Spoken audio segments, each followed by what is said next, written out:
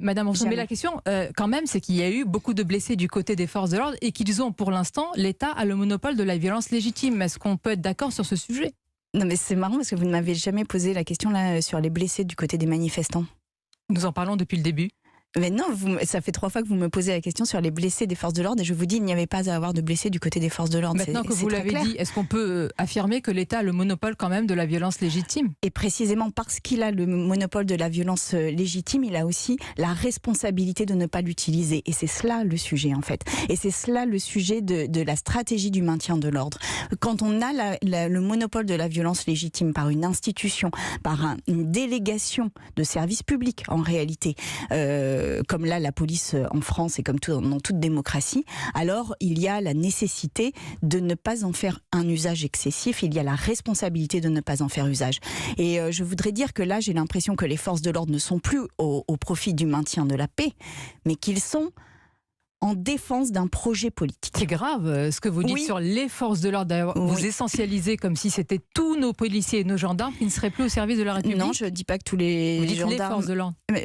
Oui, mais je pense que là, la stratégie du maintien de l'ordre qui est faite pour soutenir une politique qui est illégitime aux yeux du peuple français. Mais qui donne les ordres ? Le ministre de l'Intérieur, Gérald Darmanin. Il y a quand même un sujet, puisque vous parlez des blessés, Sandrine Rousseau, l'éventuelle entrave des secours à Sainte-Soline pour aller aider et soigner les blessés a été démentie par le SAMU, par la préfète des Deux-Sèvres, par un médecin militaire qui est intervenu sous le jet de projectiles des militants.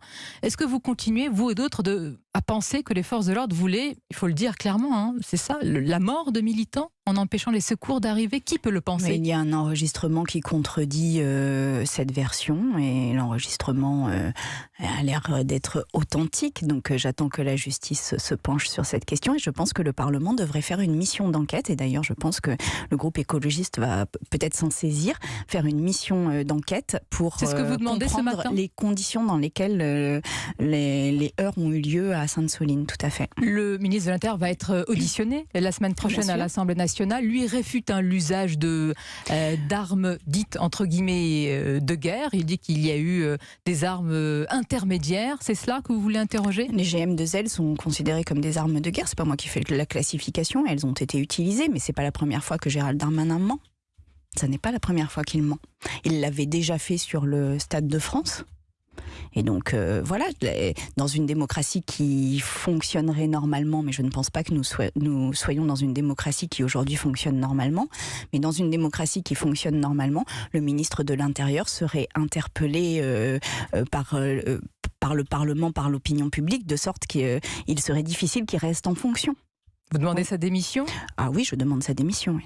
Mais attendez qu'il s'explique, non? Puisque vous êtes à la recherche de la vérité. Non, mais là, ça fait plusieurs mouvements sociaux.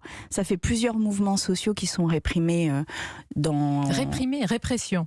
Oui, qui sont réprimés dans le chaos et la violence, et c'est inadmissible.